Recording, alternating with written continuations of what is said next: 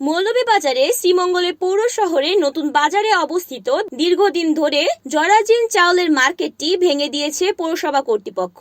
ইতিপূর্বে ওই বিল্ডিং এ পলেস্তরা, ছাদের প্লাস্টার, সিঁড়ির রেলিং ভেঙে পড়তে থাকে। পৌর কর্তৃপক্ষ সম্প্রতি মার্কেটটি ঝুঁকিপূর্ণ ঘোষণা করে প্রয়োজনীয় ব্যবস্থা গ্রহণের জন্য স্থানীয় সরকার বিভাগের সচিব বরাবর পত্র দেয়। সোমবার দিনভর শ্রীমঙ্গল পৌর শহরের নতুন বাজার এলাকায় এই ভবন এক্সকেভেটর দিয়ে মার্কেটটি ঘুরিয়ে দেয় পৌরসভা কর্তৃপক্ষ।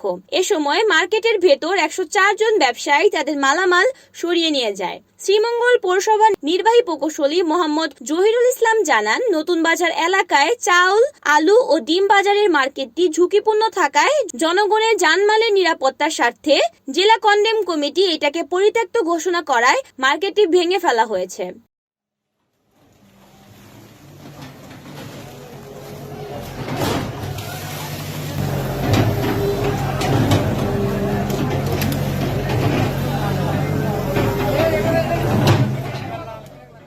রিপোর্ট করেছেন মৌলভীবাজার প্রতিনিধি তিমির বণিক, এনএএন টিভি।